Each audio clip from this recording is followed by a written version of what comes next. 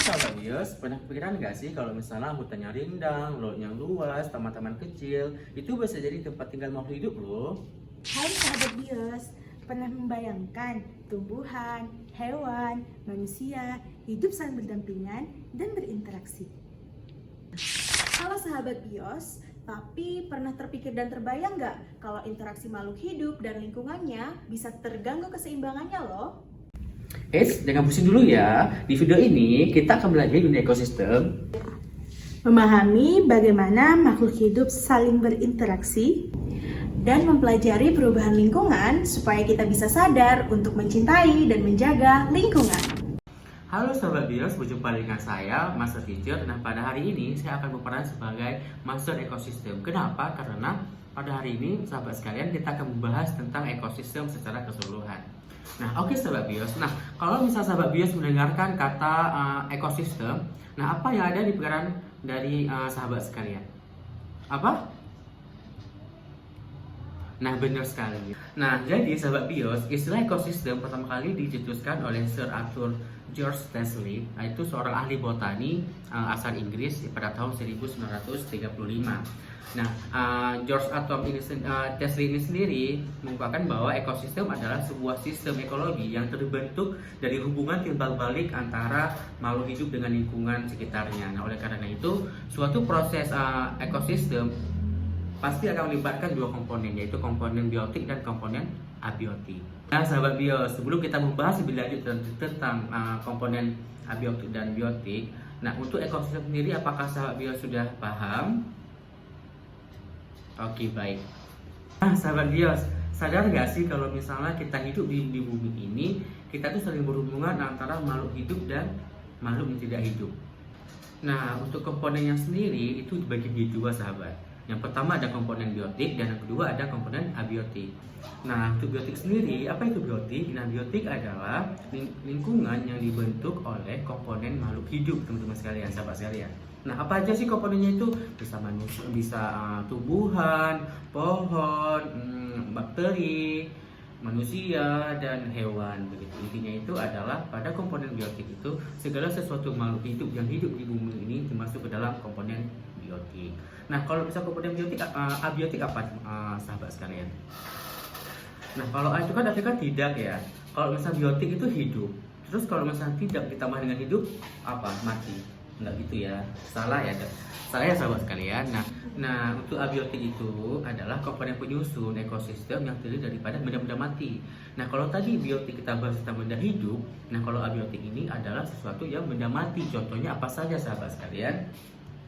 Ada tanah, ada batu, ada sinar matahari, ada awan sebagainya, ada udara juga, ada air juga, dan ada juga suhu. Intinya itu adalah pada komponen abiotik ini segala sesuatu yang ada di bumi ini yang tidak hidup. Begitu sahabat sekalian. Gimana sahabat bios, sudah paham belum tentang konsep daripada komponen ekosistem tadi? Sudah ya? Nah sahabat bios sekalian, pernah nggak sih sahabat bios nonton drama Korea? Nah kalau misal Mas nampakkan ini. Atau ini.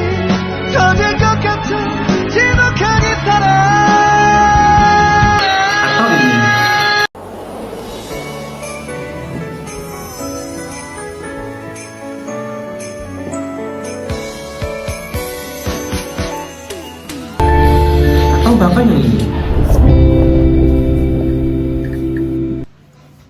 Nah, sahabat bios sekalian, dari ketiga cuplikan tadi, sahabat notice nggak sih bahwasanya dari ketiga-tiganya itu memiliki latar tempat yang berbeda-beda.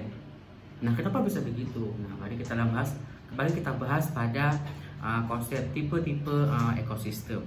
Nah, untuk tipe ekosistem sendiri, sahabat sekalian dibagi menjadi dua. Yang pertama alami, yang kedua ada buatan. Nah, untuk alami sendiri dibagi menjadi dua lagi, sahabat sekalian. Yang pertama ada darat dan yang kedua ada air, begitu. Yang pertama ada ekosistem alami, tetapi pada di daratnya ada gurun, itu sahabat sekalian. Nah, apa itu gurun? Nah, pada ekosistem gurun ini sendiri biasanya itu memiliki karakteristik curah hujan yang rendah, dan biasanya itu terdapat perbedaan suhu antara siang dan malam itu sangat ekstrim. Biasanya itu pada siang hari panas dan pada malam hari itu sangat dingin. Begitu. Nah, pada selanjutnya ada ekosistem hutan hujan tropis, sahabat sekalian. Nah, apa itu hutan hujan tropis? Nah, pada hutan hujan tropis ini biasanya itu ekosistem ini memiliki curah hujan yang tinggi dan mempunyai biodiversitas yang kaya. Nah, biasanya itu pada pada ekosistem hutan hujan tropis ini banyak hidup spesies-spesies tumbuhan dan hewan. Nah, Indonesia masuk ke pada kesempatan pada hal ini Indonesia sendiri masuk ke dalam ekosistem hutan hujan tropis. Nah, pada tipe ekosistem yang ketiga ada tipe ekosistem gugur. Nah, apa itu tipe ekosistem gugur? Yaitu ekosistem yang memiliki iklim sedang dengan curah hujan merata sepanjang tahun, begitu. Nah, selanjutnya itu ada ekosistem sabana.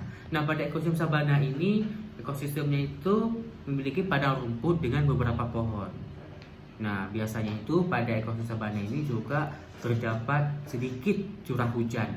Nah, pada selanjutnya itu ada tipe ekosistem taiga. Nah, pada ekosistem taiga ini, ekosistem ini berada di bagian utara bumi ataupun di pegunungan Eropa.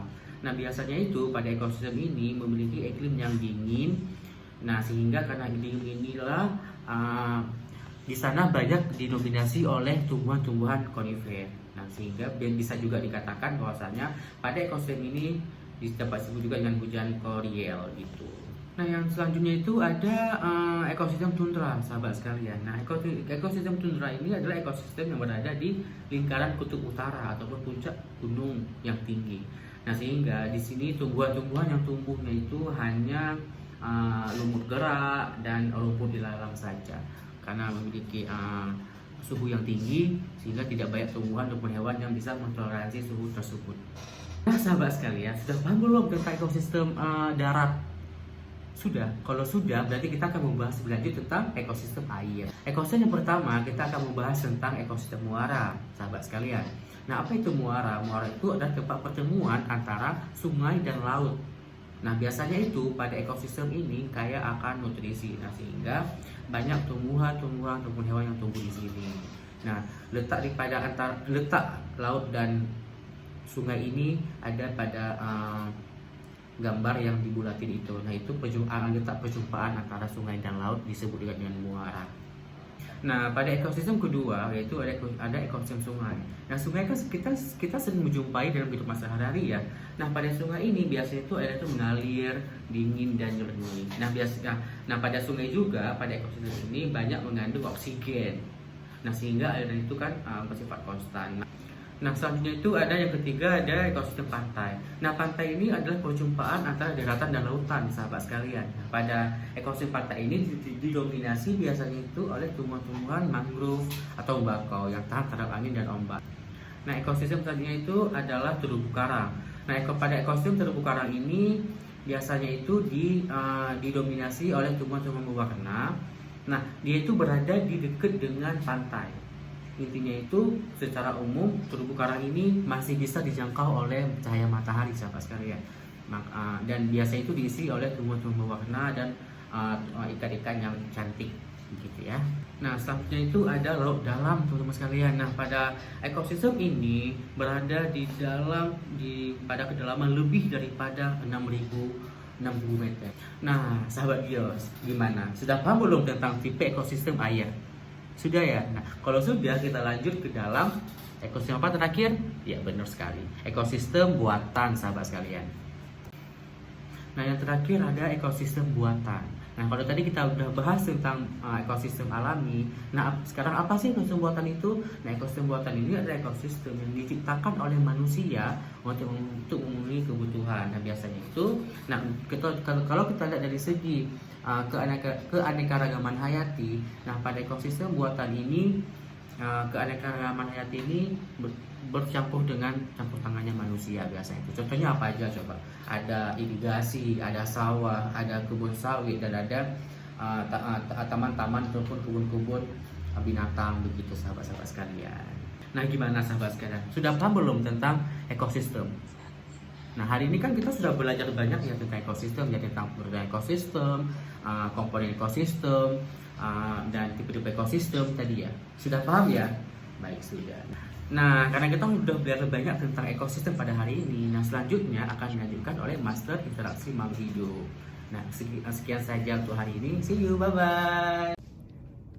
Halo sahabat BIOS, kembali lagi bersama aku, Master Interaksi Makhluk Hidup.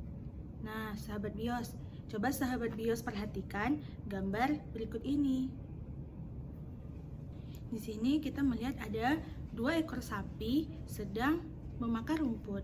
Nah, kira-kira sahabat BIOS tahu nggak sih apa yang terjadi pada interaksi di lingkungan itu? Interaksi makhluk hidup merupakan hubungan antar makhluk hidup yang satu dengan yang lainnya. Contohnya seperti 2 ekor sapi tadi yang sedang memakan rumput. Itu merupakan bentuk interaksi antara sapi dan lingkungannya. Selanjutnya kita akan membahas kompetisi. Sahabat BIOS, tahukah apa itu kompetisi? Kompetisi merupakan interaksi antar spesies yang tidak saling menguntungkan, yang terjadi sewaktu-waktu individu spesies itu bersaing, di mana di dalam suatu lingkungan itu ada yang membatasi pertumbuhan dan kesintasan mereka. Contohnya seperti gambar ini, di mana petani membersihkan gulma dari tumbuhan di kebunnya. Contohnya seperti di perkebunan bawang merah. Nah, gulma akan merebut nutrisi dari tanah yang akan bersaing dengan bawang merah, sehingga petani akan mencabutnya agar bawang merah dapat tumbuh dengan baik. Nah, sahabat BIOS, coba perhatikan video ini. Kira-kira ini hewan apakah ya? Kadalkah, cicak, atau bunglon? Ya, jawabannya ialah bunglon, di mana bunglon sedang memangsa serangga. Kira-kira bentuk interaksinya apa ya? Setelah tadi kita sudah membahas kompetisi. Nah, sekarang kita akan membahas terkait dengan predasi. Apakah sahabat BIOS tahu apa itu predasi? Nah, seperti kita lihat dari perilaku bunglon itu tadi, si Camaleo zelanicus yang sedang memangsa serangga. Predasi merupakan istilah untuk interaksi antar spesies makhluk hidup, yang mana yang satunya menguntungkan dan yang lainnya itu dirugikan. Di mana dalam interaksi ini terdapat yang namanya predator dan yang satunya lagi si mangsa. Nah, untuk menghindari predator, makhluk hidup lainnya atau spesies lainnya itu akan melakukan bentuk pertahanan diri. Nah, pertahanan diri itu salah satu di antaranya yaitu ada pewarnaan kriptik atau kamuflase. Apa ya kira-kira pengertian dari kriptik dan kamuflase? Pertahanan diri melalui pewarnaan kriptik atau kamuflase merupakan bentuk pertahanan diri secara morfologi, di mana spesies lainnya sebagai mangsa itu akan meniru tubuhnya dengan yang ada di lingkungan sekitarnya, sehingga mangsa itu sulit terlihat. Contohnya yaitu ada seperti ngengat daun. Nah, sahabat BIOS, coba perhatikan video ini. Yang mana ya kira-kira spesies ngengat daun itu? Nah, spesies ngengat daun ya bentuknya sama seperti kupu-kupu, namun dia merupakan hewan yang tidak berbahaya. Namun dia berkamuflase seperti kupu-kupu untuk menghindari dirinya dari predator. Ngengat daun itu berwarna hijau seperti yang ada pada video berikut. Selanjutnya itu gambar apa ya kira-kira? Sepertinya bentuknya seperti katak. Ada yang tahu bentuk katak ini merupakan pertahanan diri makhluk hidup berupa? Ternyata itu merupakan katak beracun. Pewarnaan tubuh pada katak beracun merupakan salah satu bentuk pertahanan tubuh makhluk hidup untuk menghindari dari predatornya. Nah, bentuk pertahanan ini dinamakan dengan pewarnaan aposematik atau warna peringatan. Pewarnaan aposematik merupakan pewarnaan pada mangsa yang memiliki pola yang cerah. Tujuannya sebagai peringatan bahwa predator sangat berhati-hati berurusan dengan mereka. Contohnya itu seperti gambar yang tadi, itu merupakan katak beracun. Selanjutnya bentuk pertahanan tubuh itu ada mimikri batesian. Mimikri batesian merupakan perlindungan spesies yang tidak berbahaya sebagai mangsa dengan cara meniru penampilan spesies lain yang berbahaya. Contohnya ada ular garter. Nah, ular garter ini merubah penampilannya seperti ular berbisa lainnya. Nah, sekilas kita melihat secara morfologinya, ular garter ini bentuknya seperti ular kobra. Namun, ular garter ini tidak memiliki bisa, sehingga ular garter ini bermanfaat bagi petani kebun karena ular garter ini sebagai pemakan serangga. Nah, selanjutnya kita akan membahas mimikri mullerian. Sahabat bios, ada yang tahu apa itu mimikri mullerian? Mimikri mullerian merupakan interaksi makhluk hidup sebagai bentuk pertahanannya, di mana makhluk hidup tersebut merubah penampilan dua atau lebih spesies yang tidak enak dimakan. Contohnya ada seperti lebah wawi yang pada gambar berikut ini, di mana lebah wawi itu menyerupai tubuhnya seperti tawon untuk menghindari dirinya dari mangsa predator. Oke, selanjutnya kita akan membahas tentang herbivori. Apakah itu herbivori? Herbivori merupakan interaksi antar makhluk hidup yang mana yang satunya menguntungkan dan yang selainnya itu dirugikan, di mana organisme memakan bagian tumbuhan dan alga. Nah, herbivori ini tak terlepas dari hewan-hewan pemakan tumbuhan. Nah, kita lihat seperti gambar di video berikut. Ayo sahabat bios, kita jalan-jalan ke dasar lautan. Nah, indah sekali ya ternyata laut di Indonesia ini. Nah, kita melihat itu kira-kira ikan apa ya? Sahabat bios, itu merupakan ikan badut. Nah, di mana ikan badut ini dia berinteraksi dengan lingkungannya, yaitu dengan anemon laut. Ada interaksi makhluk hidup di perilaku simbiosis itu tadi, itu ada 3 jenis. Yang pertama yaitu ada parasitisme. Nah, parasitisme merupakan interaksi simbiosis antar makhluk hidup yang satunya menguntungkan dan lainnya itu dirugikan. Ada yang tahu nggak sahabat bios, kira-kira parasitisme itu contohnya seperti apa ya? Contohnya, sahabat bios, ada tidak pelihara kucing di rumahnya? Nah, di bulu kucing itu terdapat yang namanya kutu.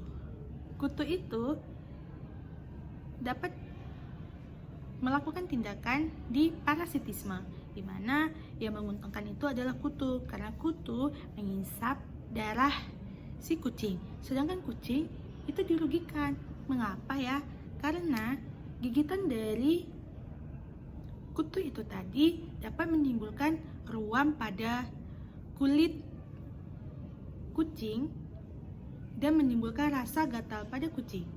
Selanjutnya kita membahas simbiosis mutualisme. Nah, kita melihat di situ ada lebah madu yang sedang menghisap nektar dari bunga. Nah, perilaku tersebut merupakan interaksi makhluk hidup, merupakan bagian dari simbiosis mutualisme. Nah, sahabat bios, coba lihat, sepertinya burung kuntul dan kerbau itu sedang menikmati dan bersantai-santai. Kira-kira interaksinya merupakan bagian dari interaksi apa ya? Interaksi yang dilakukan oleh kerbau dan burung kuntul itu merupakan bentuk pola interaksi dari komensalisme. Sampai di sini dulu perjumpaan kita membahas terkait materi interaksi makhluk hidup bersama Master Makhluk Hidup. See you.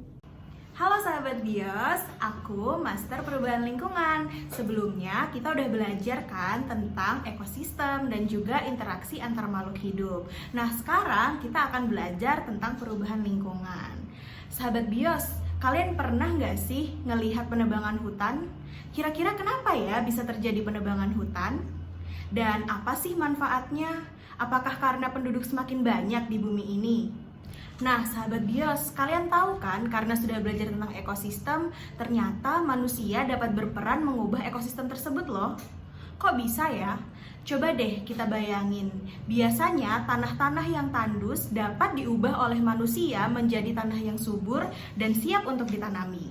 Begitu pula dengan hutan-hutan yang awalnya lebat, kemudian ditebangi dan menjadi lahan-lahan untuk menanam sawit ataupun menanam karet. Wah, tentunya hal tersebut akan menyebabkan terjadinya perubahan terhadap lingkungan kita kan? Oleh karena itu, mari kita bahas tuntas yuk masalah perubahan lingkungan.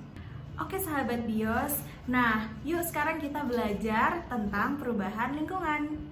Perubahan lingkungan dapat mengarah kepada perbaikan lingkungan dan juga kerusakan lingkungan loh. Nah, kerusakan lingkungan tadi dapat disebabkan oleh dua faktor. Apa aja sih? Yuk kita belajar. Yang pertama adalah faktor alam. Dan yang kedua adalah faktor manusia. Faktor alam adalah bencana alam yang sering terjadi seperti contohnya banjir bandang, gunung meletus, gempa bumi, dan juga tsunami. Kemudian faktor manusia di mana kerusakan dan pencemaran lingkungan oleh pemenuhan kebutuhan hidup manusia dan peningkatan jumlah penduduk. Nah, sahabat BIOS bisa dilihat nih di sebelah mengenai beberapa contoh dari faktor alam yang menyebabkan perubahan lingkungan, yaitu adanya gunung meletus dan kemudian kerusakan jalan yang terjadi karena faktor gempa bumi. Kemudian yang kedua ada faktor dari manusia. Nah, contohnya ada di sebelah sini ya. Sahabat BIOS bisa lihat bahwa adanya pabrik-pabrik yang kemudian menghasilkan gas-gas beracun tentunya akan menyebabkan polusi kan? Kemudian di gambar sebelahnya kita juga bisa lihat begitu banyak sampah menumpuk yang akhirnya tidak terkelola dengan baik di tempat pembuangan akhir, yang tentunya akan menyebabkan kerusakan lingkungan juga loh. Nah sahabat BIOS, di slide sebelumnya kita sudah lihat adanya faktor manusia yang menyebabkan kerusakan lingkungan dan juga menyebabkan pencemaran lingkungan. Sekarang apa sih pencemaran lingkungan itu? Nah, pencemaran lingkungan disebut juga dengan environmental pollution, yaitu masuknya bahan-bahan ke dalam suatu lingkungan yang sifatnya merusak ataupun mencemari lingkungan tersebut. Contohnya nih sahabat BIOS, ketika sahabat memilih untuk membuang sampah botol plastik ataupun oli ataupun sampah rumah tangga ke sungai yang awalnya bersih, maka akan menghasilkan sungai yang kotor. Hal tersebut disebut dengan pencemaran lingkungan atau environmental pollution. Nah, zat-zat yang nantinya bersifat mengganggu makhluk hidup yang ada di dalamnya ini disebut juga dengan polutan. Oke sahabat BIOS, sebelum kita lanjut ke materi selanjutnya, kita mini quiz dulu ya. Aku punya pertanyaan nih. Manakah yang termasuk polutan biologis? Apakah A atau B ataukah C atau D? Coba sahabat BIOS pikir baik-baik terlebih dahulu. Kira-kira apa ya? Iya, betul sekali. Jawabannya adalah C. Wah, hebat banget nih sahabat BIOS sudah memilih jawaban yang benar tentang kuis polutan. Sekarang kita belajar yuk tentang polutan. Jadi, polutan dibedakan menjadi beberapa jenis. Ada 3 jenis ya, sobat BIOS. Yang pertama, polutan biologis, yaitu apabila terdapat bakteri, protista, dan mikroorganisme lainnya yang masuk ke lingkungan yang kurang tepat. Yang kedua, polutan fisik. Contohnya seperti limbah industri rumah tangga, limbah pertanian, limbah pertambangan yang berbentuk cair, kemudian ada sampah yang berbentuk padat, dan juga asap kendaraan bermotor serta asap pabrik yang berbentuk gas. Kemudian yang ketiga yaitu polutan kimia yang merupakan bahan pencemar berupa zat kimia yang merupakan limbah dari kegiatan manusia seperti contohnya karbon dioksida ataupun CFC. Nah Sobat Bios, tadi kan berupa deskripsi saja. Sekarang yuk mari kita lihat sama-sama contoh-contoh berbentuk gambar dari polutan. Gambar pertama dan gambar kedua dapat sahabat bios lihat bahwa ini termasuk polutan biologis. Gambar ketiga dan gambar keempat, sahabat bios bisa lihat nih, ini merupakan contoh dari polutan kimia. Dan gambar kelima dan keenam, ini merupakan contoh dari polutan fisika. Nah sahabat bios, berdasarkan lingkungan yang tercemar, pencemaran dibedakan menjadi 4. Yang pertama adalah pencemaran air, kemudian ada pencemaran udara, ada pencemaran tanah, dan ada pencemaran suara. Apa saja sih itu? Yuk kita bahas satu-satu. Nah pertama kita akan bahas mengenai pencemaran air. Apa sih pencemaran air itu? Pencemaran air adalah masuknya polutan ke dalam air oleh kegiatan manusia, sehingga akhirnya kualitas airnya menjadi menurun. Nah sahabat bios, kita bikin perumpamaan ya. Misalnya kita membuang sampah organik seperti kulit buah dan juga sayur-sayuran ke sungai. Maka itu nantinya akan meningkatkan pertumbuhan bakteri pembusuk loh, yang kemudian akan meningkatkan BOD atau biochemical oxygen demand dan akan menurunkan COD atau chemical oxygen demand yang akhirnya akan membunuh fauna-fauna yang ada di dalamnya serta membuat air menjadi keruh dan juga berbau tidak sedap. Nah, yang kedua adalah pencemaran tanah. Jadi pencemaran tanah bisa terjadi secara langsung ataupun tidak langsung. Apabila terjadi secara langsung, maka contohnya seperti ketika kita membuang sampah plastik yang sulit didegradasi.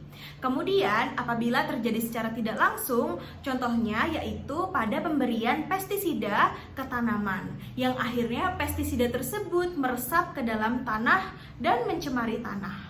Nah sahabat bios, yang ketiga adalah pencemaran udara. Sebelum itu aku mau tanya deh, ketika sahabat bios berada di jalan raya yang sedang macet-macetnya dan panas banget, pernah nggak sih merasa tidak nyaman karena menghirup asap kendaraan bermotor? Nah, asap kendaraan bermotor itu berbahaya loh sahabat bios. Kenapa sih? Ya karena asap kendaraan bermotor mengandung zat-zat yang seharusnya tidak kita hirup. Nah, untuk pencemaran udara sendiri diklasifikasikan menjadi 2. Yang pertama yaitu pencemaran yang terjadi karena senyawa pencemar primer yang merupakan senyawa yang berasal dari sumber pencemar. Kemudian yang kedua adalah senyawa pencemar sekunder. Apabila senyawa pencemar berasal dari reaksi senyawa pencemar primer yang ada di udara. Sahabat bios, coba deh dengerin suara berikut. Kedengeran kan? Gimana? Kurang berisik? Mau ditambah lagi? Coba denger yang ini. Nah, sahabat bios, itu yang disebut dengan pencemaran suara. Jadi, pencemaran suara ini ada di sekitar kita dan sering sekali bikin kita jengkel, bukan? Nah, pencemaran suara dapat ditimbulkan oleh suara bising seperti suara mesin, suara kendaraan bermotor, dan lain-lain. Nah, pencemaran suara ini diklasifikasikan menjadi 4. Yang pertama yaitu pencemaran suara yang terjadi secara terus-menerus, kemudian terjadi secara impulsif, terjadi secara terputus-putus, dan terjadi secara impulsif berulang. Nah, sahabat bios, Dimana nih kita tadi udah belajar tentang ekosistem, kita udah belajar tentang interaksi antar makhluk hidup, dan juga kita udah belajar tentang perubahan lingkungan. Semoga sahabat BIOS paham ya dengan penjelasannya. Mungkin cukup di sini. See you. Gimana nih guys, mudah dipahami kan materinya? Iya, mudah dipahami. Nah, kita tahu kalau misalnya kita di lingkungan itu saling berdampingan ya teman-teman sekalian. Nah, kita juga tahu kalau terdapat banyak jenis ekosistem di dunia ini. Dan ternyata banyak juga ya perilaku unik dari spesies dengan lingkungannya. Bener banget. Nah, tapi jangan lupa kita juga harus tetap menjaga dan melestarikan lingkungan agar lingkungan tetap seimbang. Seluruh pelajaran hari ini telah selesai. Sampai jumpa besok pagi dengan semangat belajar baru. Guys, udah bunyi bel nih. Pulang yuk. Sampai di sini dulu ya pertemuan kita. Sampai Sampai jumpa di pertemuan berikutnya.